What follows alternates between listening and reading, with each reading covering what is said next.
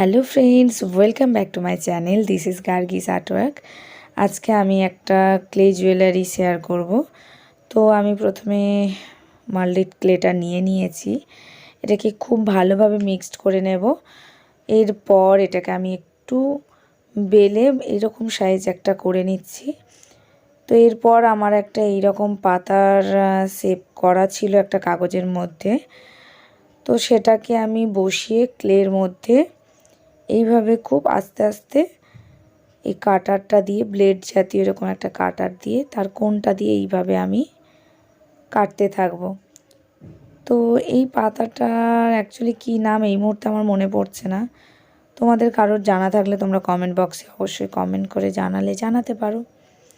তো এইভাবে আমি আস্তে আস্তে করে পুরোটা কেটে নেব। অ্যাকচুয়ালি আমার কাছে তো কোনো এই রকম ডাইস নেই, এরকম পাতার মানে এই কাটিংয়ের কোনোরূপ ডাইস নেই, কিন্তু এরকম একটা অর্ডার ছিল জুয়েলারি বানিয়ে দেওয়ার।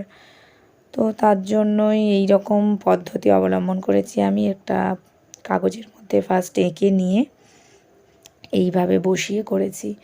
তারপর দুটো এইরকম সাইজ করে দুটো লম্বা লম্বা ক্লেকে এইভাবে বানিয়ে নিয়ে তারপর একটা সার্কেল বেসে করে নিয়েছি। যদিও আমার কাছে কোনো বিডস ছিল না, তাই ক্লে দিয়েই করেছি।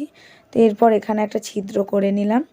তো এটাকে আমি ড্রাই হতে ছেড়ে দিয়েছিলাম। তারপর এই রকম অবস্থাতে আমি কালার করা স্টার্ট করেছি। প্রথমে বেস কালার হোয়াইট করে এরপর এটাতে আমি ইয়েলো, অরেঞ্জ এবং লাস্টে রেড কালার দিয়ে এটাকে পুরো কালার করা কমপ্লিট করব। তো তোমরা দেখতে থাকো ততক্ষণ পর্যন্ত।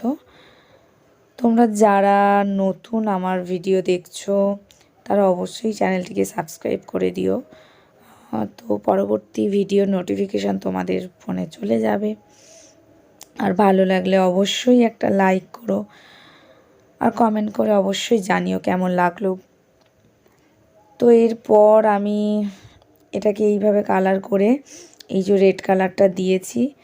তো আমি একটা অল্প একটু স্পঞ্জ নিয়ে এটাকে ড্যাব ড্যাব করছিলাম যাতে কালারটা সুন্দরভাবে এটা সেট হয়ে যায় তার জন্য। তো মাঝে আবার আমার একটু ইয়েলোটা দিতে প্রয়োজন হয়েছিল, তারপর হালকা অরেঞ্জ দিয়ে আবার এটাকে মিক্সড করে দিয়েছি।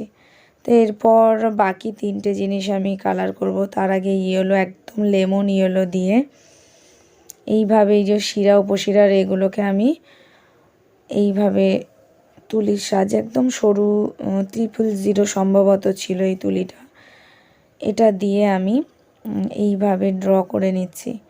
তো এরপর আমি অরেঞ্জ কালার দিয়েই বিডস যেটা করেছি সেটাতে অরেঞ্জ দিয়ে তারপর ব্রাউন দিচ্ছি একদম শেষের দিকে, একটু ব্ল্যাক দিয়ে এটাকে এইরকম ভাব কালারটা আনব। এরপর আমি খুব সিম্পলভাবে একটা কালো কার্ড দিয়ে টার্সেলটা বানিয়ে নেব।